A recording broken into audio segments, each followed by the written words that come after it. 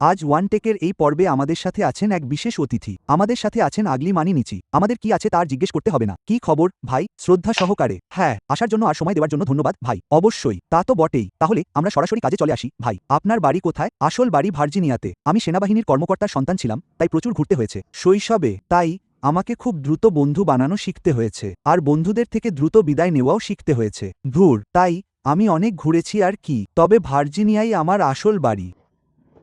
আমি নিজেকে ভার্জিনিয়ার মানুষ হিসেবেই পরিচয় দিই। আমার ক্যারিয়ার শুরু করেছিলাম অগাস্টায়, আর আটলান্টা আমাকে অনেক কিছু দিয়েছে। এই তো কাহিনী। আমি সবার অবদানই স্বীকার করি, বুঝতে পারছেন। তবে আদি বাড়ি ভার্জিনিয়াতেই। হ্যাঁ, সেখানকার কোন শহর আপনার বাড়ি? গ্রামাঞ্চল ভাই। আমার শহরের নাম মাকেনা। হ্যাঁ, এটা ডিনুইটি কাউন্টিতে। আমার শহরে কোনো ট্রাফিক লাইট নেই। এটা এমন এক শহর যেখানে কোনো ট্রাফিক সিগন্যাল নেই। ধুর, পুরোটাই গ্রাম এলাকা। গ্রামের পরিবেশ এটাই। আমি যখন সেনাবাহিনীতে যাই তখন আমার শহরে মাত্র 1500 জন মানুষ বাস করত। কোনো ট্রাফিক লাইট নেই, শুধু একটা স্টপ সাইন আছে যা জ্বলজ্বল করে। দেখতে তো মনে হতো কৃষক হব। কিভাবে এখানে এলাম জানি না, কিন্তু আপনি কোথা থেকে শুরু করেছেন সেটা বড় কথা নয়, শেষটা কেমন সেটাই আসল। ঠিক বলেছেন। তবে আমার সবসময়ই বিশাল সব স্বপ্ন ছিল। ভাবতাম আমি একদিন বিইটিতে উঠব, আর সেই স্বপ্ন পূরণের জন্য আমি যথেষ্ট পাগল ছিলাম, বুঝতে পারছেন। তবে আমার শুরুটা ছিল খুব সাধারণ। আমার প্রতিবেশীর বাড়ি ছিল 2 মাইল দূরে। কপাল, বুঝতে পারছেন কি বলছি? সেখানে ঘোড়া আর গরু ছিল, মানে একদম খাঁটি গ্রাম এলাকা। বুঝতে পারছেন কি বলছি? কিন্তু মাঝে মাঝে আসল হীরা ওই গভীর জঙ্গলেই পাওয়া যায় ভাই। বাহ, দারুণ কথা বলেছেন। বাজে কথা, ওটা একদম গ্রাম থেকেই উঠে এসেছে। ধুর, এই কথাগুলো মাথায় রেখে বলুন তো, মিডল স্কুল কেমন কেটেছে আপনার? Middle school? আমি কামাতুর ছিলাম। কামাতুর হয়ে লাভ নেই, কিচ্ছু হবে না এতে। হায় ঈশ্বর, মেয়েরা তোমরা জানো তোমরা ভুল করেছো আমাকে পাত্তা না দিয়ে। মিডল স্কুলে? অবশ্যই। মিডল স্কুলে আমার কিছুই ভালো যাচ্ছিল না, আমার কোনো পাত্তা ছিল না। ধুর। আমার কোনো পাত্তা ছিল না। মানে আমার জীবনে সবকিছু দেরিতে হয়েছে। হ্যাঁ, মিডল স্কুলে আমি খুব শান্তশিষ্ট ছাত্র ছিলাম। আমি ড্রাম বাজাতাম, আমি বাস্কেটবল খেলতাম ঠিকই, তবুও আমি বোরিংই ছিলাম। তাই মিডল স্কুলে আমার কোনো পাত্তা ছিল না। হাই স্কুলে গিয়ে কিছুটা পাত্তা পেলাম সত্যি, কিন্তু মিডল স্কুলে আমার সাথে খুব অন্যায় হয়েছিল। আমি কখনো ভুলব না ভাই, অষ্টম শ্রেণীর কথা। ব্যাপারটা ভাবলে আমার এখনো রাগ হয়। আমাদের মিডল স্কুলের ডান্স পার্টি ছিল। একটা মেয়ের প্রতি আমার ক্রাশ ছিল। তার নাম ছিল কেনিয়া ফিচ। আমি দুঃখিত, আমি জানি, সে জানে সে কি করেছে। তো কেনিয়া, তুমি কেমন আছো? আমি প্রার্থনা করি তুমি ভালো আছো। ঈশ্বর তোমার মঙ্গল করুন। তবে ঘটনাটা আমার এখনো মনে আছে। কেনিয়া ফিঞ্চের ওপর আমার ক্রাশ ছিল। আমরা অষ্টম শ্রেণীতে পড়তাম, কিন্তু ওকে দেখতে অনেকটা হাই স্কুলের ছাত্রীর মতো লাগতো। সে ছিল, তার গড়ন ছিল বড়দের মতো, আর আমি কেনিয়া ফিঞ্চকে দেখে মুগ্ধ ছিলাম। আমি ভাবলাম ওকে অষ্টম শ্রেণীর ডান্স পার্টিতে যাওয়ার জন্য জিজ্ঞেস করব। ও আমার ক্লাসে ছিল, তাই সাহস সঞ্চয় করলাম। সাহস করে জিজ্ঞেস করলাম, কেনিয়া, তুমি কি আমার সাথে স্প্রিং ডান্স পার্টিতে যাবে? সে বলল, হ্যাঁ, আমি স্প্রিং ডান্স পার্টিতে যাব। তোমার কেমন লাগছে? আমি বললাম, ঠিক আছে, দারুণ। আমরা ঠিক করলাম কি রঙের পোশাক পরব। বলল, আমরা সবুজ রঙের পোশাক পরব। আমি একটা সবুজ স্যুট কিনলাম। মাকে বললাম, মা, আমার ডান্সের জন্য ডেট ঠিক হয়েছে। মা আমার জন্য সবুজ স্যুট আর সবকিছুর ব্যবস্থা করে দিল। পার্টির 2 দিন আগে, মানে ওই সপ্তাহান্তে, আমি ওর সাথে কথা বলছিলাম। আমি আমার চাল চালার চেষ্টা করছিলাম। সে আমার প্রেমিকা ছিল না, কিন্তু আমি ওকে পছন্দ করতাম। সে আমার সঙ্গী ছিল। হ্যাঁ, আর দেখলাম কেনিয়া ফিঞ্চ বনের আড়ালে অন্য একজনের সাথে চুমু খাচ্ছে। ওহ, ধুর। প্লেগ্রাউন্ডে ভাই, আমরা প্লেগ্রাউন্ডে ছিলাম। সে ম্যাথিউর সাথে চুমু খাচ্ছিল। প্লেগ্রাউন্ডে ছিল ওরা ভাই, অষ্টম শ্রেণী। ভাই, প্লেগ্রাউন্ডে সে ওই লোকের সাথে চুমু খাচ্ছিল। আমি তো পুরাই অবাক। আমি তো একটা চুমুও পাইনি। আমি তো স্যুট টুট সব কিনে ফেলেছিলাম। ধুর। তাই আমি ওরে দেখে বললাম, আমি তোর সাথে আর ড্যান্সে যাব না। চুপ। আরে, কিন্তু এটা সত্যি। তুই কখনো ওর সাথে আর দেখা করিসনি? নিশ্চয়ই করেছি। ওহ ম্যান। হাই স্কুলে যাওয়ার সময় আবার দেখা হলো। High school. সে ছেলেটাকে পছন্দ করত। তাই না? হ্যাঁ, আমার আর আগ্রহ ছিল না। আমি তখনও ছোটলোক ছিলাম। আমি সেই রাগ পুষে রেখেছিলাম। এখনকার দিনে তুই নিজেকে কি মনে করিস? আরে ভাই, কে ছিল? আমার মনে হয় ওরা সবাই এখন আমাকে দেখেছে। নিশ্চয়ই, পুরো ভাইরাল। ভাই, আমি যখন তুমি সফল বা পরিচিত হও, তখন ভাবো, যারা আমাকে ছোট করেছে তাদের সবাইকে আমি দেখিয়ে দেব। আমি এখন আর এমনটা মনে করি না। আমি সবার জন্য সম্মান, ভালোবাসা শান্তি আর সমৃদ্ধি কামনা করি, কারণ কঠোর পরিশ্রমের পর যখন তুমি কিছু অর্জন করো তখন তুমি এতটাই বিনয়ী হয়ে যাও যে সবার জন্য শুধু ভালো কিছুই চাও। তাই কেনিয়া, আমি তোমার জন্য শুভকামনা করি, বেবি। আমি প্রার্থনা করি তোমার সঙ্গী যেন ধনী হয়। আমি প্রার্থনা করি আমার সন্তানদের মতো তোমার সন্তানরাও যেন প্রাইভেট স্কুলে পড়ে। আমি প্রার্থনা করি আমার মতো তুমিও যেন দামি গাড়িতে চড়তে পারো। আর আমি প্রার্থনা করি তুমি যার সাথেই আছো সে যেন তোমাকে সেই ঘড়িটাই কিনে দেয় যেটা আমি আমার আগের মেয়েবন্ধুকে দিয়েছিলাম। ধুর, আরে ও তো পুরো জমে উঠেছে। এটা আসল কথা, বুঝতে পারছিস? আর সে কত বিনয়ের সাথে কথাগুলো বলল। কিন্তু আমি সত্যি ওদের ভালো চাই। এটাই বোধহয় কারণ, ভাই, তুই এত আশীর্বাদ পেয়েছিস। কারণ অনেক মানুষই ভাবে যে অন্যদের অপমান করবে। আমিও তেমনটা ভেবেছিলাম। হ্যাঁ, বুঝতে পারছিস, আমার উঠে আসার পথটা খুবই কঠিন ছিল। মানে, খুব কঠোর ছিল। তুমি জানো, সবাই বিশ্বাস করত না আমাকে সবার শেষে দলে নেওয়া হয়েছিল। এভাবেই বলা যাক, জীবনে সবকিছুর ক্ষেত্রে আমাকে সবসময় সবার শেষে দলে নেওয়া হতো। আমি এমন একজন মানুষ ছিলাম যাকে কেউ মনে করত না যে সে সফল হবে বা কিছু করে দেখাবে। পুরোপুরি অবহেলিত একজন, তাই না? আমি সবসময়ই অবহেলিত ছিলাম এবং আমার মনে হয় এটাই আমার সাফল্যের কারণ। কারণ আমি অবহেলিত মানুষদের সাথেই কাজ করি। আমি তাদের সাথেই চলি যাদের সবাই ভুলে গেছে। আমি তাদের সাথেই কাজ করি যাদের অন্যরা ছোট বা তুচ্ছ মনে করে। না ভাই, তুমি অনেক বড় একজন মানুষ। তুমি হয়তো এখনো সুযোগ পাওনি বিশ্বকে দেখানোর যে তুমি কতটা বড়। আচ্ছা, আমাকে তোমাকে সাহায্য করতে দাও। বুঝতে পারছো আমি কি বলছি? আর তাই আমি এই মানসিকতাটা নিয়েছি কারণ এটা আমার নিজের জীবন থেকেই এসেছে। আমিও অবহেলিত ছিলাম। আমি এমন একজন ছিলাম যাকে নিয়ে কারো কোনো বিশ্বাস ছিল না। মানুষ ঘৃণা করত আমাকে, তারা বিশ্বাস করতে পারেনি, আমাকে কোনো সুযোগও দেয়নি। তারা আমাকে কোনো রকম সাহায্যও করতে চায়নি। আমাকে নিজের চেষ্টায় সব অর্জন করতে হয়েছে। এবং দুর্ভাগ্যবশত অনেক সময় আমি কারো মাধ্যমে কাজটা করতে পারিনি। আমাকে তাদের পাশ কাটিয়ে, নিচ দিয়ে, ডানে বামে, ওপর দিয়ে কাজ করতে হয়েছে। আমাকে ঘুরে যেতে হয়েছে, কিন্তু আমার গন্তব্যে পৌঁছাতেই হতো, কারণ আমার সামনে দাঁড়িয়ে থাকা কোনো ব্যক্তিকে আমার লক্ষ্য থেকে আমাকে আটকাতে দিতে পারি না। আমি সত্যি তোমার সাথে কাজ করতে চেয়েছিলাম। আমি তোমার সাথে কাজ করতে চেয়েছি, কিন্তু তুমি আমার সাথে ছিলে না। হ্যাঁ, তাই বন্ধু, আমাকে আমার পথ খুঁজে নিতে হয়েছে এবং আমি সেটা খুঁজে নিয়েছি। এখনও খুঁজে নিই। প্রতিবার তুমি সাফল্যের সব পুরস্কার ছিনিয়ে নাও। তুমি তো জানোই, যা হওয়ার তাই হয়। জীবন এমনই। হ্যাঁ, ঠিক আছে, চলো আমরা আবার মূল আলোচনায় ফিরে যাই। ভাই, তুমি বলেছিলে হাই স্কুলে সবকিছু বদলে গিয়েছিল। সেটা তোমার জন্য কেমন ছিল? হাই স্কুল ভালো ছিল কারণ আমি সবার সাথেই সমানভাবে কথা বলতাম। আমি মাস্তানদের সাথেও কথা বলতে পারতাম। হ্যাঁ, আমি পড়াশোনায় ভালোদের সাথেও কথা বলতে পারতাম। আমি গিকদের সাথেও মিশতে পারতাম। আমি স্কেটার ছেলেদের সাথেও কথা বলতে পারতাম। হ্যাঁ, তাই হাই স্কুলে আমি এমন একজন ছিলাম যাকে সবাই চিনত এবং সবাই আমার সাথে কথা বলতো, কারণ আমি সবাইকে সমান ভালোবাসা আর সম্মান দিতাম। বুঝতে পারছো আমি কি বলছি? আমি কাউকে বিচার করতাম না যে সে কেমন। সবাই তো আলাদা। তাই আমাদের মধ্যে এমন কিছু ছেলে ছিল যারা নখ রাঙাতো আর অদ্ভুত সব চুলের স্টাইল করত। আমাদের শহরে আমার এক পরিচিত লোক ছিল, এক গ্রাম্য ছেলে কাউবয় হ্যাট পরে সেই করিডোর দিয়ে হাঁটত যেখান দিয়ে আরেকজন প্যান্ট ঝুলিয়ে হাঁটত, যার কাছে হয়তো পিস্তল থাকত। হ্যাঁ, আর তাই এই বিভিন্ন সংস্কৃতির সংমিশ্রণে আপনি মানুষকে তারা যেমন তাদের সেভাবেই গ্রহণ করতে শেখেন।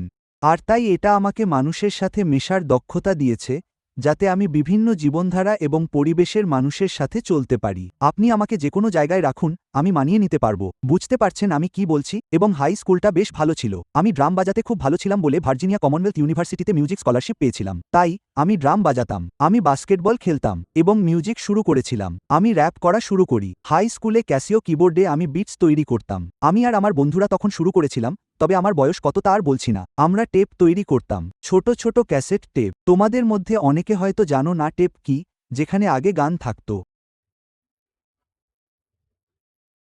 কেন ভাবছো আমি দেখছি না?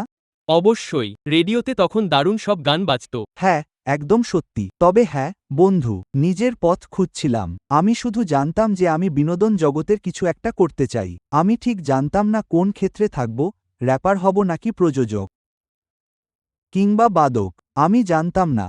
কিন্তু আমি জানতাম যখনই লাইট জ্বলে আর মাইক অন হয়, আমি জানি আমাকে কি করতে হবে। হ্যাঁ, মনে হয় ঈশ্বর আমাকে এটা দিয়েছেন। আমি জানি না আমি কি বলবো, আমি জানি না আমি কি করব, কিন্তু যখন সময় আসে তখন সব কথা আর দক্ষতা আমার ভেতর চলে আসে এবং আমি বলি, ঈশ্বর আমাকে এটা দিয়েছেন আর আমি এটা কাজে লাগাবো। তাই আমি আমার পথে অটল ছিলাম এবং শেষমেশ ড্রাম বাজাতে VSUতে ভর্তি হলাম, যদিও পড়া ছেড়ে দিই। তবে এটা একটা মজার তথ্য। অনেকে হয়তো জানতো না যে তুমি কলেজে গিয়েছিলে। হ্যাঁ, এবং অনেকেই সেটা জানে। পডকাস্টের এই বিষয়টিতে আমি একটা জিনিস শিখেছি। যখন আমি সত্যি মানুষের সাথে বসে কথা বলি, তখন দেখি তারা আসলে ভেতরে দারুণ বুদ্ধিমান। আপনি বুঝতে পারছেন আমি কি বলছি? মানুষের অনেক কিছু নিয়ে যে ধারণা থাকে, অনেকটা সেরকম। তোমাকে দেখে মনে হয় না তুমি কলেজে গিয়েছো। একেবারেই না। তুমি কি আমার কথা বুঝতে পারছো? তাই ব্যাপারটা অনেকটা এরকম। হ্যাঁ, তো এবং যখন আন্না স্কলারশিপে গেল, শালার ফালতু লোকগুলো বাইরে না দেখো, শোনো, ড্রাম লাইন নামে একটা সিনেমা আছে, তাই না? নিক ক্যানন অভিনীত, তাই না? আমার ওই সিনেমাতে থাকার কথা ছিল। তো আমি অডিশন দিয়েছিলাম কারণ আমি পারি। তো ড্রাম লাইনে নিক ক্যাননের চরিত্রটা এমন যে সে নোট পড়তে পারে না, শুধু শুনেই বাজাতে পারে। সে ওটাতে খুব দক্ষ ছিল। আমি ছিলাম অন্য চরিত্রটা,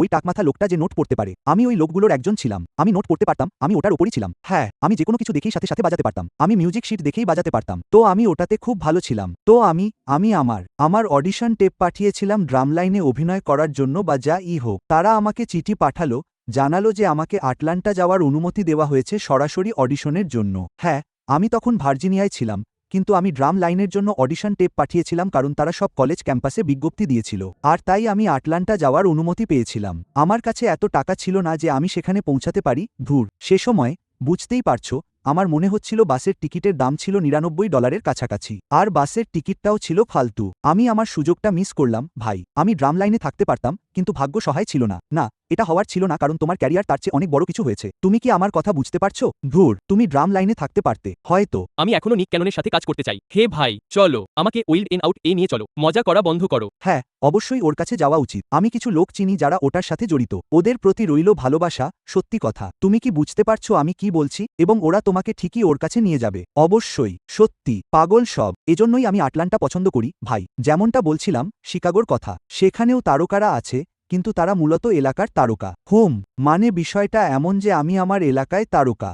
আর আমি আমার এলাকার বাইরে যাচ্ছি না। ওয়াও, এজন্যই আপনি সেলিব্রিটিদের ওখানে দেখা করতে দেখেন না। যদি ব্যাপারটা বোধগম্য হয়, কারণ এটা এক ধরনের বিচ্ছিন্নতা। এটা পুরোপুরি আলাদা করে রাখা হয়েছে, কিন্তু সবকিছু আবার খুব কাছাকাছিও। তাই ব্যাপারটা একটু জটিল। বুঝতে পারছেন আমি কি বলছি? তুমি যখন তোমার কথা বলছিলে, আমি ভেবেছিলাম তুমি এখনো বিট তৈরি করো না। মানে এখন, ভাই, আমি অনেকটা এক্সিকিউটিভ প্রডিউসারের মতো। আমি এখন অর্থ যোগানদাতা। আমি এখন একজন বিনিয়োগকারী। আমি এখন সামগ্রিক বিষয়গুলো নিয়ে ভাবি, যেমন বড় ছবিটা আসলে কি, মার্কেটিং পরিকল্পনা কি। আমি সবকিছুর সাথেই জড়িত, কিন্তু আমি এমন একজন যে অনেক কিছু সম্পর্কে অল্প জানি। আমি কোনো একটা বিষয় খুব বেশি জানি না। বুঝতে পারছেন আমি কি বলছি? তবে আমি স্টুডিওতে গিয়ে প্রডিউসারকে বলতে পারি, এই 909টা বদলে দাও। ঠিক আছে, সেটার জায়গায় 808 বসাও। বুঝতে পারছেন আমি কি বলছি? আমি স্নেয়ারটা বদলে ফেলি। পিকোলো স্নেয়ার ব্যবহার করি কারণ আমি অনেক কিছু জানি। আমি আমার শিল্পীদের বলি, গান গাওয়ার সময় খেয়াল রাখতে। চেস্ট ভয়েসে গাইবে না। এগুলো সঙ্গীতের পরিভাষা। আবার পডকাস্টে গিয়ে বলি, হে ভাই, আমাদের একটা USB-C চার্জার লাগবে, ক্যামেরাটা ঘুরিয়ে ISO বাড়িয়ে দাও। আমার সাফল্যের যাত্রায় আমি যা শিখেছি, সেগুলোই আমাকে শিখিয়েছে। ভাই, আমি যা শিখেছি তা আমার টিম, ভীষণ এবং কোম্পানির ক্ষেত্রে কাজে লাগাই। সেটা অবশ্যই একটা প্লাস পয়েন্ট। তো আমরা সরাসরি মূল কথায় আসি, ভাই। কলেজ ছাড়ার পর তোমার সাথে আসলে কি হয়েছিল? তুমি কি করতে শুরু করলে? ওহ ভাই, কিছু মেয়েঘটিত ব্যাপার। সঠিক পথে, একদম সঠিক পথে। মেয়েরা এবং আমি বাবা হয়ে গেলাম। কি বিপদ! আমি খুব ভয় পেয়েছিলাম। ধুর, হ্যাঁ, কিছু ঝামেলায় জড়িয়ে পড়লাম আর তারপর বাবা হয়ে গেলাম। এবং এটা পডকাস্ট শুরুর আগের কথা। সবকিছুর আগে। হ্যাঁ, এই তো ভাই, আমার বয়স 42 বছর। আমরা 2001 সালের কথা বলছি। ধুর, 2002। আমার বয়স 35। তখন আমি গ্রামার স্কুলে পড়তাম। হ্যাঁ, 2002 সাল। তো যাই হোক, হ্যাঁ ভাই, কলেজে পড়ার সময় বাচ্চা হয়ে গেল। বাচ্চার তো সব দরকার। বাচ্চার ডায়াপার দরকার। বাবার কিছু একটা ব্যবস্থা করতেই হতো। বাবা তাই সেনাবাহিনীতে গেল। ওরা বলল ওই কথা। সত্যিই, বাবার দিকে গুলি চলছে। বাবাও পাল্টা গুলি চালাচ্ছে। ধুর ছাই, শুধু তুমি আর আমি। আর তারপর তোমাকে যেতে হবে। তো, জানো, আমার সন্তান, আমার বড় মেয়ে, ও আমাকে আরও কঠোর পরিশ্রম করার প্রেরণা দিয়েছে। আমি আগে সন্তান নিতে ভয় পেতাম কারণ ভাবতাম এটা আমার উন্নতির পথে বাধা হয়ে দাঁড়াবে। কখনো ভাবিনি যে একটা সন্তান আমার মধ্যে এমন বাড়তি উদ্যম যোগাবে। এটা আমাকে আরও পরিশ্রমী করে তুলেছে কারণ এখন আমি শুধু নিজের জন্য কাজ করছি না। আমি আমার এই সন্তানের জন্য কাজ করছি যাকে আমি খুব ভালোবাসি। আর তাই, যখন তুমি এমন বাড়তি অনুপ্রেরণা পাও যে না ভাই এটা সফল করতেই হবে, এটা করতে হবে কারণ ওকে তো খেতে হবে। হ্যাঁ, আর তুমি জানো আমি না খেয়ে থাকতে পারি, রামেন নুডলস খেয়ে কাটিয়ে দিতে পারি, কিন্তু আমার বাচ্চার সব ঠিক থাকতে হবে। আর যখন তুমি এমন এক সময়ে পৌঁছাও যেখানে একটা নিষ্পাপ জীবন তোমার ওপর নির্ভরশীল।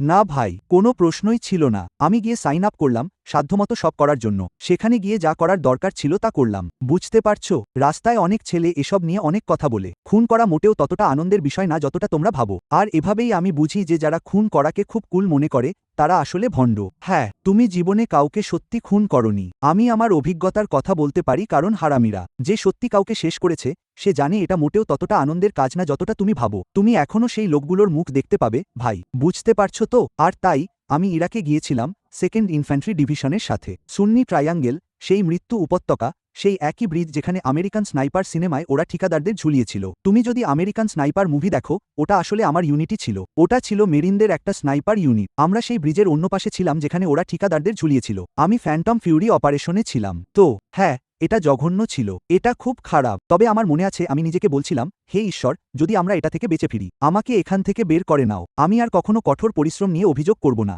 উদ্ধৃতি চিহ্ন। তারপর থেকে আমি আর কোনো অভিযোগ করিনি ভাই, ধুর, কারণ এর চেয়ে খারাপ আর কিছু হয় না। ভাই, এটা মানসিকভাবে অনেক বড় একটা ধকল। যেমন আমি 21 বছর বয়স থেকেই সন্তান মানুষ করছি। আমি সেনাবাহিনী নিয়ে ভাবিনি, তবে ওটা চরম পর্যায়ের ছিল। মানুষ তখন ভাবে যে ধুর ছাই, আমি যাচ্ছি, এটা একটা বড় অঙ্গীকার, তাই না? আর তুমি তো জানোই অনেকে সেনাবাহিনীর দিনগুলো নিয়ে জানতে চায় না। কিন্তু ভাই, তুমি যার সাথে আজ দুপুরের খাবার খাচ্ছ, হ্যাঁ, পরদিন সে আর নেই, পুরোপুরি শেষ।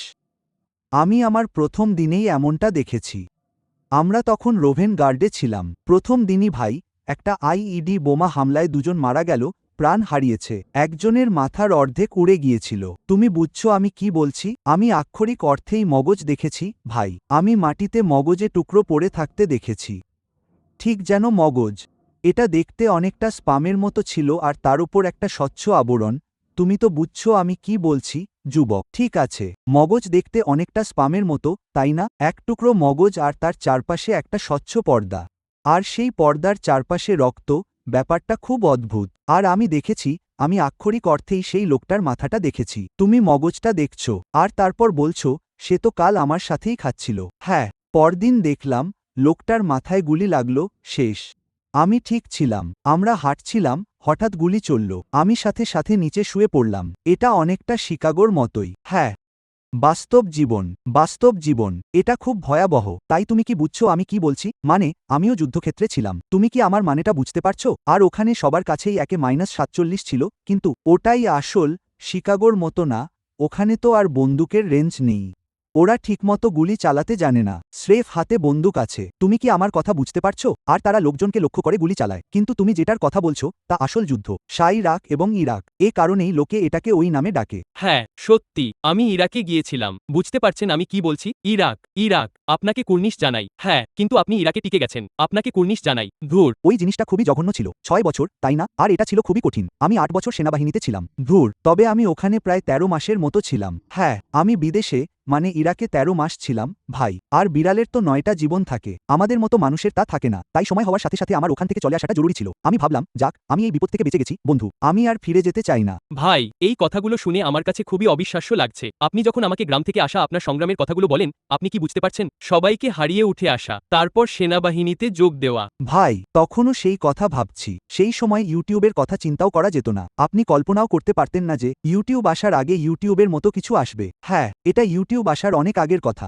তখন মাইস্পেসের যুগ ছিল। হ্যাঁ, আমার মনে আছে যখন ইউটিউব প্রথম আসে। আমার মনে আছে 2006 সালে আমার প্রথম ইউটিউব ভিডিও ছিল, তাই না? আমি তখন ইরাক থেকে ফিরেছি। আর আপনি তো জানেনই আমি কি বলছি। তখন সোডা বয়েজরা জনপ্রিয় হচ্ছিল আর আমি ব্লগিং শুরু করেছিলাম। আমি জানতাম না এটা কি।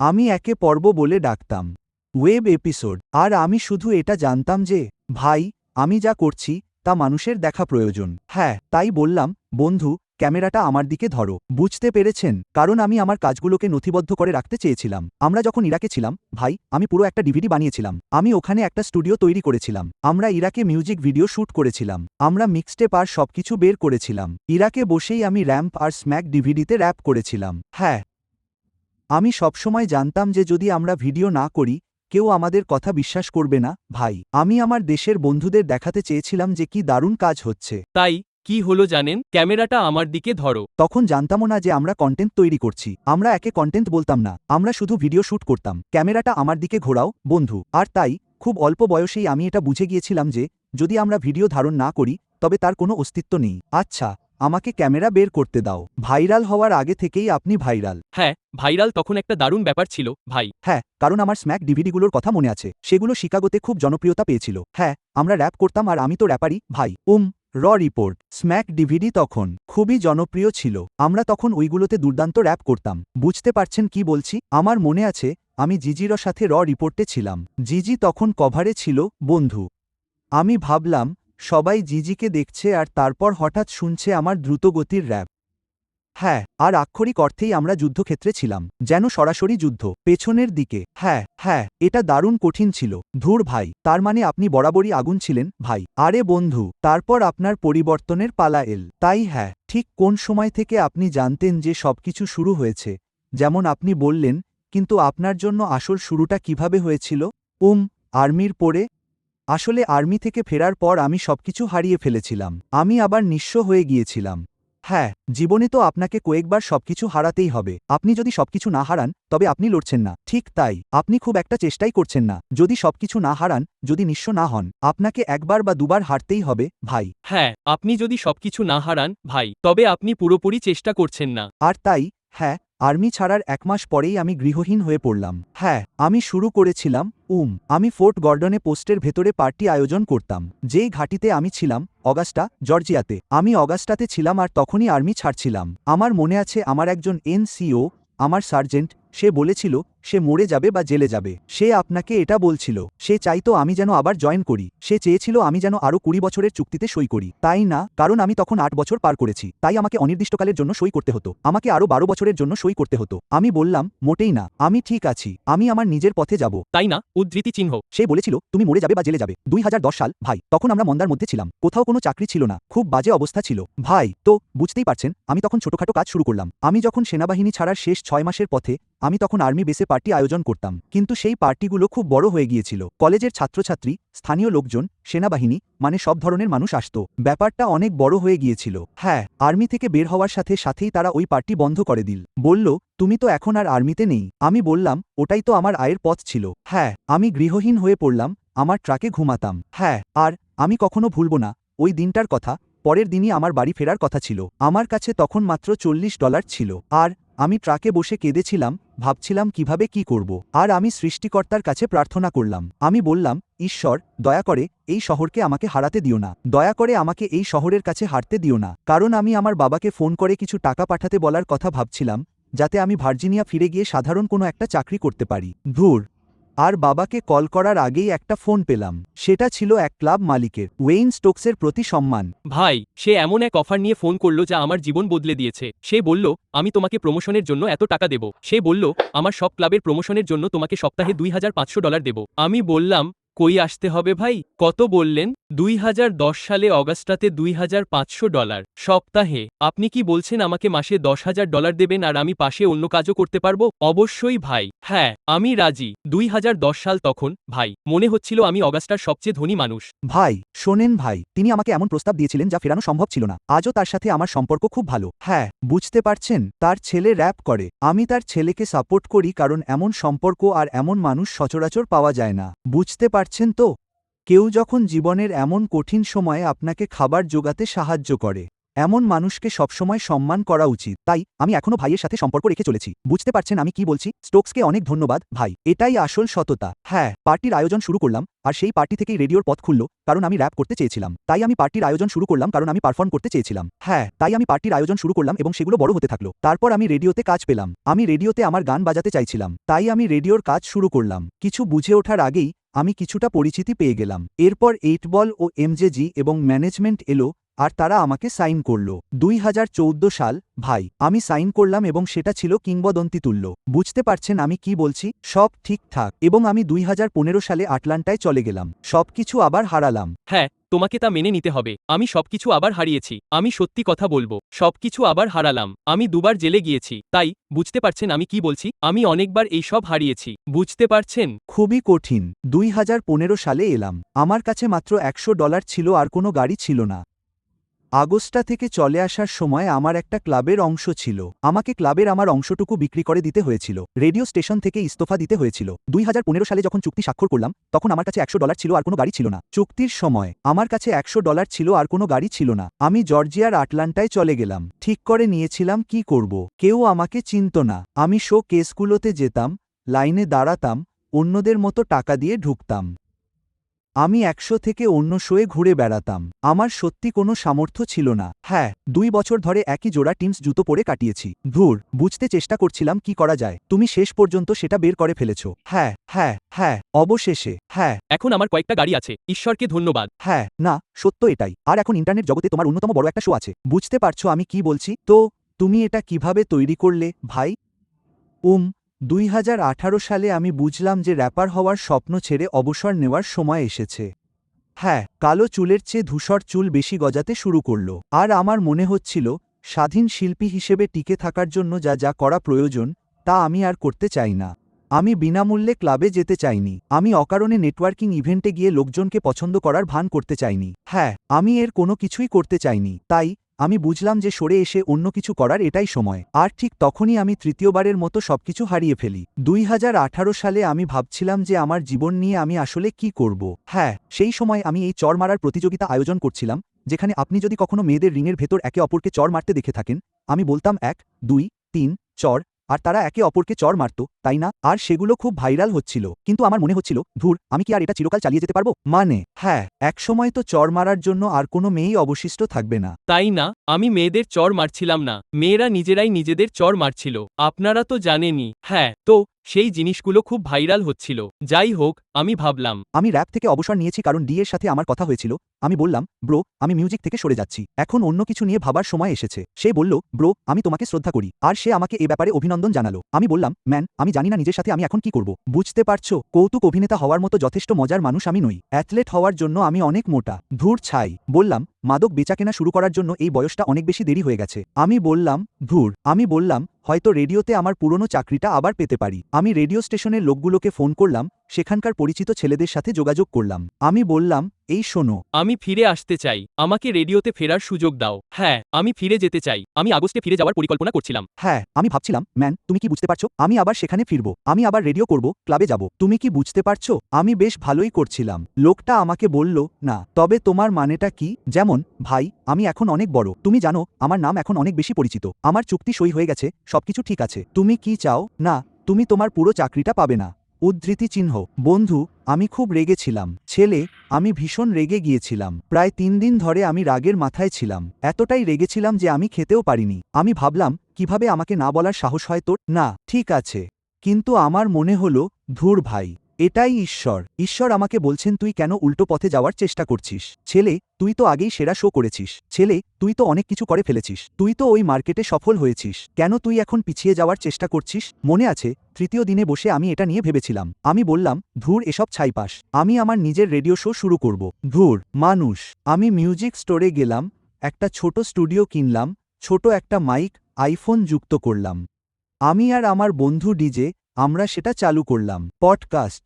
ধুর। কেউ সেটা দেখল না। আর তুমি বললে সেটায় 52টা ভিউ পেয়েছে। 52টা ভিউ। পুরো মাস ধরে ওটা প্রচার করতে হয়েছিল। কিন্তু এখন তো সেটা দারুণ চলছে, তাই না? এখন সেটা খুব ভালো চলছে। এখন ওটা তুঙ্গে আছে। অন্য সবার মতো এটাও শূন্য থেকে শুরু হয়েছিল, ভাই। আর আমার মনে হয় অনেক মানুষ বোঝে না যে, যখন তারা কোনো কিছু শুরু করে, তাদের বোঝা উচিত যে সবার সাফল্য শূন্য থেকেই শুরু হয়।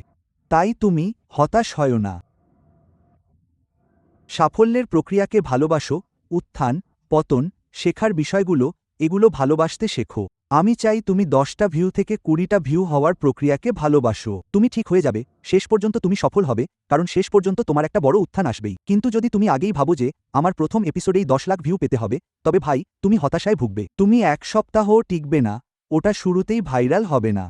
কত সময় লেগেছিল 500 ভিউ পেতে? ভাই, আমার 500 ভিউ পেতে প্রায় 5 মাস লেগেছিল, কারণ মনে আছে আমি আমার প্রথম এপিসোডটা খুব প্রচার করেছিলাম। ভাই, এটা যেন আমার নিজের সন্তানের মতো ছিল। এটার 52টা ভিউ হয়েছে। আমি ভাবলাম, ধুর ছাই, 100 জন সাবস্ক্রাইবার পেতে আমার 6 মাস লেগেছিল। হ্যাঁ, 100 জন সাবস্ক্রাইবার পেতে আমার 6 মাস লেগেছিল, শুধু আমার চ্যানেলের নাম ইউলি মানি টিভি রাখার জন্য। ধুর, হ্যাঁ, এটা ধীর ছিল। এটা অনেক কষ্টের পথ ছিল। সত্যি বলতে, মানুষ আসলে দেখাই শুরু করেনি, কারণ আমি 2018 সালের শেষের দিকে বা 2019 সালের শুরুর দিকে শুরু করেছিলাম। মানুষ আসলে আমার পডকাস্ট দেখা শুরুই করেনি 2022 পর্যন্ত। 23 সালে এসে আসল যখন চার্লস্টনের মতো পাগল লোকটা এল, তখন থেকেই তারা নিয়মিত দেখা শুরু করল। হ্যাঁ, কিন্তু এটা অনেক কষ্টের ছিল। এটা সত্যিই অনেক পরিশ্রমের ছিল। কিন্তু আমি বলছি, আমি তার আগে থেকেই শিকাগো থেকে তোমার ভিডিও দেখতাম। বুঝতে পারছো তো পৌঁছানোর ক্ষমতা? হ্যাঁ, শিকাগোতে এটা দারুণ। বুঝতে পারছো তো তুমি চার্লস্টনকে কিভাবে পেলে? সেটা আসলে ভালো ব্যবসার সুবাদে হয়েছে। তার তৎকালীন জনসংযোগ কর্মকর্তা বা ম্যানেজার আমার মিউজিক সামিটে কাজ করতেন। আমি তখন বড় বড় মিউজিক ইভেন্ট করতাম। হ্যাঁ, তো শিল্পীরা আসতো, তাই না? অবশ্যই, হ্যাঁ, অবশ্যই শিল্পীরা আসতো আর চুক্তিবদ্ধ হতো। তো সে আমার স্পন্সরদের একজন ছিল, আর সে চার্লস্টনের ম্যানেজমেন্টের কাজ শুরু করলো। জ্যাজকে ধন্যবাদ। হ্যাঁ, সে আমাকে জানালো, শোনো, চার্লস্টন শহরে এসেছে, বুঝলে তো? সে চায়, মানে তুমি কি তার সাক্ষাৎকার নিতে চাও? আমি বললাম, কে? Charles the white. তখন আমি তাকে তেমন চিনতাম না। আমি বললাম, সেই লোকটা যে আজেবাজে কথা বলে? সে বলল, হ্যাঁ, সেই। আমি বললাম, ঠিক আছে, আমার ইউটিউব পার্টনারকে জিজ্ঞেস করি। সে ইউটিউব সম্পর্কে সব জানে। আমার ইউটিউব পার্টনারকে ফোন করে বললাম, দোস্ত, চার্লস হোয়াইট শোতে আসতে চায়, তুমি কি বলো? আমি কি করব? সে বলল, অবশ্যই করবি, কেন করবি না? উদ্ধৃতি চিহ্ন ভাইরাল, তাই না? আমি বললাম, ঠিক আছে, কনফার্ম। ঠিক আছে। সে বলল, তোর এটা করা উচিত। আমি বললাম, ঠিক আছে, কুল। তাকে আবার কল করলাম। আমি বললাম, হ্যাঁ, আমি করব। সে বলল, ওহ, সে চার্জ করবে। আমি বললাম, 1 মিনিট দাঁড়ান। সে টাকা চেয়েছে মানে কি? আমি তো ভেবেছিলাম আপনি আমাকে তার সাক্ষাৎকার নিতে চাও কিনা তা জিজ্ঞেস করার জন্য কল করেছেন। সে বলল, হ্যাঁ, সে যখন টাকা চায় তখন সে ভাইরাল হয়ে যায়। আর সেই সময় ভাই, আমার ইউটিউব পেজ তো মনিটাইজও হয়নি। তাই আমি বুঝতেই পারছিলাম না যে আমি টাকা ফেরত পাবো কিভাবে। আমি যদি কোনো টাকাই আয় না করি, তাহলে এই লোকটিকে আমার প্ল্যাটফর্মে আনার জন্য টাকা দিলে কিভাবে তা তুলব? আমি 2018 থেকে 2022 পর্যন্ত শুধু শখেই নিজের পকেট থেকে এই কাজগুলো করেছি। আমার ইউটিউব লোকটিকে আবার ফোন করলাম। সে বলল, হ্যাঁ ভাই, চার্লস এই টাকা চায়, আর সে আমাকে দারুণ একটা দাম বলেছিল। দারুণ দাম? বুঝতে পারছেন আমি কি বলছি? হ্যাঁ, চার্লস হোয়াইট শুধু টাকা চায়। সে বলল, কত? সে বলল, আরে ভাই, তোর এখনই এটা করা উচিত। আমি বললাম, সত্যি? আমি বললাম, আমি কিভাবে টাকা ফেরত পাবো? সে বলল, মানে কি? আমি বললাম, ভাই, আমি আয় করব কিভাবে? আমি তো শুধু ইউটিউবে দিচ্ছি, আমরা তো কোনো টাকাই আয় করি না। সে বলল, আরে, তোর ইউটিউব পেজ তো মনিটাইজ করা নেই। হ্যাঁ, আমি আর আমার ভাই, তার নাম স্লাম্প, সে এখনও আমার পার্টনার। তখন থেকেই সে আমার ব্যবসায়িক অংশীদার। সে বলল, ভাই, আমরা একসাথে কাজ শুরু করব। হ্যাঁ, তারপর স্লাম্প এসে আমার পেজ মনিটাইজ করল। সে বলল, হ্যাঁ, দেখ, আমরা এটা করব। ভাই, উদ্ধৃতি চিহ্ন, চার্লস হোয়াইটের প্রথম সাক্ষাৎকারটি 1 মিলিয়ন ভিউ পেয়েছিল। উদ্ধৃতি চিহ্ন, আর সেটা ছিল অবিশ্বাস্য। আর ওটাই তোমাকে মনিটাইজেশনের পথে নিয়ে গিয়েছিল। হ্যাঁ, ধুর। তারপর সে 2 সপ্তাহ পর শহরে এল। কি হয়েছে জানেন? হে ব্রো, আমি আবার শহরে এসেছি, চলে এসো। হ্যাঁ, আমি তার 4 বার সাক্ষাৎকার নিয়েছি। আর তুমি যেমন বললে, সম্পর্ক গড়ে তুলেছিলাম। তুমি টাকা দিয়েছ, ব্যবসা সামলেছ আর কাজ শুরু করে দিয়েছ। ওহ হ্যাঁ, এখন অবশ্য আমার সাথে তাদের ঝামেলা চলছে। ওহ ধুর। তারা তো, হ্যাঁ, আমি আগেই শাউট আউট দিয়েছি। তাকে শাউট আউট? ভাই, না, সে নিশ্চিতভাবে এর অংশ ছিল ভাই, কারণ সে যা বলেছে তা বলার মতো ছিল। মিথ্যা বলবো না ভাই, আমার মনে আছে সে যা বলেছিল তা হয়তো শিকাগোর মানুষদের ক্ষুব্ধ করেছিল। সে বলেছিল, কিং ভন আর তার মাকে ধুর। মজার। সে যা খুশি তাই বলে। সে তোমার শোতে এসে এমন সব কথা বলেছে। হ্যাঁ, সে যা খুশি তাই বলে। আমি বললাম, ভাই, আমি যেন এই পর্যায়ে এসে আমি নিজেকে সরিয়ে নেওয়ার চেষ্টা করছিলাম, ভাই। সে অসাধারণ। উদ্ধৃতি চিহ্ন। আর তারপর আমি বলবো, যখন সে বুঝিয়ে বলল কেন সে এমনটা বলেছিল, তখন তার কথাগুলোর একটা অর্থ ছিল। এমন নয় যে আমি তার সাথে একমত ছিলাম। কিন্তু কথাটার একটা যুক্তি ছিল। সে বলেছিল, সে একজন সিরিয়াল কিলার। Serial killer? তার মা কি তার শিকারদের জন্য কেঁদেছিল? উদ্ধৃতি চিহ্ন। আমি বললাম, ও হ্যাঁ, আমি বুঝতে পারছি। এটা ভাইরাল। আমি অবাক হয়েছিলাম। আমি বললাম, দোস্ত, তুমি জানো কি? আমি বলতে চাই সেই সময় আমি শিকাগোতেই ছিলাম, বুঝলে? হ্যাঁ, তো এটা মানুষের জন্য শোনা কঠিন। তুমি কি বুঝতে পারছো আমি কি বলছি? কারো জন্য এটা শোনা কঠিন যে চার্লস্টন এমন কিছু নিয়ে কথা বলবে যা মানুষ ভালোবাসছে আর উদযাপন করছে। সে সেটার বিরুদ্ধেই কথা বলবে। সবাই ডিওনকে ভালোবাসে। ডিওনকে গালি দেওয়াটা অদ্ভুত শোনায়, ভাই থামো, কিন্তু সে জানে সে কি করছে। সে জানে তার কাছে একটি কারণ আছে, এর পেছনে একটি কারণ থাকে। যেমন তুমি যদি ক্লিপটি দেখো তবে তুমি রেগে যাবে, যদি তুমি পুরো সাক্ষাৎকারটি দেখো তুমি এটা পছন্দ করবে। তো চার্লস্টনকে শুভেচ্ছা ভাই, তাকে শুভেচ্ছা। সে আসলে মানুষ যতটা ভাবে তার চেয়ে অনেক বেশি বুদ্ধিমান। হ্যাঁ, ছেলেটা খুব বুদ্ধিমান, আমি তোমাকে সেটাই বলছিলাম। আমি এই বিষয়টা থেকে যা শিখেছি ভাই, অনেকেই আসলে অনেক বেশি বুদ্ধিমান ভাই। হ্যাঁ, যদি তুমি এমন পর্যায়ে পৌঁছাও যেখানে তুমি সবার নজরে আছো, তবে তোমার মাথায় কিছু না কিছু থাকতে হবে। হ্যাঁ, যদি তুমি দৃশ্যমান হও, মানুষ তোমাকে দেখতে পায় ভাই, তোমাকে অনেক ঝামেলার মধ্য দিয়ে আসতে হয়েছে এই পর্যায়ে পৌঁছাতে, যেখানে মানুষ তোমাকে দেখে এবং চেনে। তো তোমার মাথায় কিছু একটা থাকতে হবে। কেউ হয়তো তোমার হয়ে কলকাঠি নাড়ছে। হ্যাঁ সত্যি, এটা খাঁটি কথা, এটা একদম সত্যি। অবশ্যই ভাই। তো এরপরে কি নিয়ে কাজ করছো ভাই? নেটওয়ার্ক নিয়ে বন্ধু। এমন পর্যায়ে পৌঁছেছি যে ইউটিউব ভালো চলছে, আমাদের 2 লক্ষের বেশি সাবস্ক্রাইবার আছে ইউটিউবে। জিনিসটা করা খুব কঠিন ছিল, আর বুঝতেই পারছেন আমি শুধু ভাবছিলাম ধুর, আমার মনে আছে যখন এটা মাত্র 2 ছিল। ঈশ্বর, বুঝতে পারছেন আমি কি বলছি? 200, তবে 2 লাখ। তো নেটওয়ার্ক ম্যান, আমি movie, scripted film, game show করতে যাচ্ছি। হ্যাঁ, আমি জাম্পারের একজনের কাছে গিয়েছিলাম, অ্যাডাম বাইশ সম্প্রতি আটলান্টা পডকাস্ট এবং কন্টেন্ট নিয়ে কথা বলেছিল। সে বলল আসলে এখানে বিশেষ কিছু ঘটছে না, আর আমি এমন কেউ না যে এসব কথায় অপমানিত হই। আমাকে দেখাতে দিন, আমি এটাকে অনুপ্রেরণা হিসেবে নিই। হ্যাঁ, ঠিক আছে, দারুণ, আমি আপনাকে দেখাবো। হ্যাঁ, আর তাই হ্যাঁ, আটলান্টায় কন্টেন্টের ক্ষেত্রে অনেক কিছু ঘটতে যাচ্ছে কারণ আমি এখানেই থাকব। হ্যাঁ, তো আমরা আমাদের প্রথম মুভি রিলিজ করতে যাচ্ছি। আমি এখন কান্ট্রি ওয়েন্স কিটে আছি। আমরা স্ক্রিপ্টেড সিরিজ, রিয়েলিটি শো করছি। আমার নেটওয়ার্ক হবে সত্যিকারের মানুষদের জন্য একটা জিউসের মতো। হ্যাঁ, এটা হবে খাঁটি মানুষদের জন্য জিউস। ঠিক আছে, বুঝতে পারছেন আমি কি বলছি? আমার মনে হয় না কৃষ্ণাঙ্গ পুরুষ বা কৃষ্ণাঙ্গদের জন্য বা আমাদের সংস্কৃতির মানুষদের জন্য এমন কোনো নিরাপদ জায়গা আছে যেখানে আমরা জড়ো হতে পারি এবং আমাদের জন্য তৈরি কন্টেন্ট পেতে পারি। তো এটাই পরের ধাপ। কেভিন স্যামুয়েলস যদি বেঁচে থাকতেন তবে তিনি কোথায় থাকতেন? তিনি কোন নেটওয়ার্কে থাকতেন? খাঁটি মানুষদের নেটওয়ার্ক।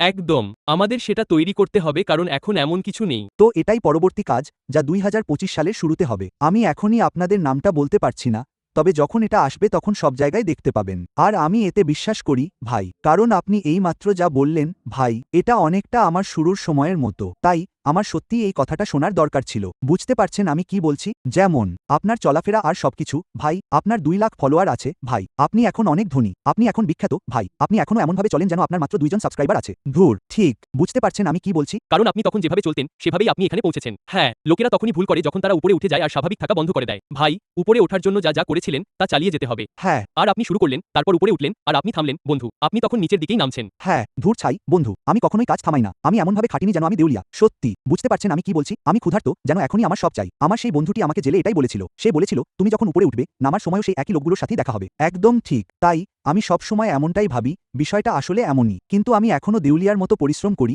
ভাই। যেমন আমি রোজ সকালে উঠি, আমি আরও বেশি চাই। হ্যাঁ, বুঝতে পারছেন আমি কি বলছি? আমার পেটে এখনো সেই তাগিদটা আছে যে এই জিনিসটা সফল করতেই হবে। বুঝতে পারছেন আমি কি বলছি? আমার বাচ্চা প্রাইভেট স্কুলে পড়ে, সবকিছু তো এখনো ওদের প্রাইভেট স্কুলেই থাকতে হবে, বুঝতে পারছেন? বা যা হোক, তাই হ্যাঁ, আমি কখনোই থামি না। আর তাছাড়া জানেন তো, আমার উপর এখন অনেকে নির্ভর করে। আমার আর্টিস্ট আছে জানেন তো, চায়না মনে, ইয়াং বয়, ক্রিস কর্নেলিয়াস, বুঝতে পারছেন আমি কি বলছি? বড় ভাই ম্যাক্স মুডি। আমার ব্র্যান্ডের সাথে এখনো অনেক আর্টিস্ট যুক্ত আছে, তাই আমাকে নিশ্চিত করতে হয় যে আমি তাদের জন্য যেন সব গুছিয়ে রাখি। আমার নেটওয়ার্কে, আমার ইউটিউব নেটওয়ার্কে আরও অন্য পডকাস্টও আছে। আপনার নিজস্ব স্টুডিওও আছে তাই না? হ্যাঁ, আমাদের 4000 ফুটের একটি মিডিয়া কমপ্লেক্স আছে। দেখছেন আমি কি বলছি? বুঝতে পারছেন আমি কি বলছি? মানি স্টুডিও তাই না? অবশ্যই। হ্যাঁ, ওদের সাথে ঝামেলায় যেও না। হ্যাঁ, তাই জানেনই তো, আমার বেঁচে থাকার জন্য অনেক মানুষ আছে। আমার এমন অনেক মানুষ আছে যাদের জন্য রোজ উঠতে হয় এবং নিশ্চিত করতে হয়। আসলে 30 জনেরও বেশি মানুষ আমার প্রতিদিন সকালে উঠে কাজে যাওয়ার ওপর সরাসরি নির্ভরশীল। আমি না করলে তাদের জীবন বদলে যেত। হ্যাঁ, তাই আমার সেই 30 জন লোক আছে, সেটা আমার স্টাফ হোক, আমার সন্তান, আমার বাবা, আমার আর্টিস্ট। এই 30 জন লোকের জন্য আমাকে উঠতে হয় আর কাজ করতে হয়, আর এটাই আমাকে চালিয়ে নিয়ে যায়। এটাই আমাকে এগিয়ে যেতে সাহায্য করে। মিথ্যা বলবো না ভাই, ভাই, আমরা অল্প সময় অনেক কিছু কভার করেছি ভাই। বুঝতে পারছেন আমি কি বলছি? আমি জানি আপনি ভীষণ ব্যস্ত ভাই। আমি তোমার আর বেশি সময় নিতে চাই না ভাই। তুমি এসে সময় দেওয়ার জন্য অনেক ধন্যবাদ ভাই। বুঝতে পারছো তো আমি কি বলছি? এটা সত্যিই আমাকে অনুপ্রাণিত করেছে। কারণ আমি শুধু এটাই বলতে চেয়েছিলাম যে ভালো হয়েছে তুমি গ্রামে ফিরে যাওনি। হ্যাঁ, বুঝতে পারছো তো, একবার ভাবো তো সেই কথা, তোমার সবকিছু শুরু হওয়ার ঠিক আগের মুহূর্তের কথা। বুঝতে পারছো তো, কে ভেবেছিল, ভাই, আমি ফিরে যাচ্ছিলাম ম্যাকেনা, ভার্জিনিয়ায়, যেখানে একটাও ট্রাফিক সিগন্যাল নেই। আমি সেটাই বলছি, ম্যাকেনাকে আমার শুভেচ্ছা। সেখান থেকেই তো মানুষ ডেরিকে চিনেছে। হ্যাঁ, একটা ছোট জায়গায়। ভাই, আসার জন্য ধন্যবাদ, ভাই। এই তো ভাই, আর আগলি মানি। ভাই,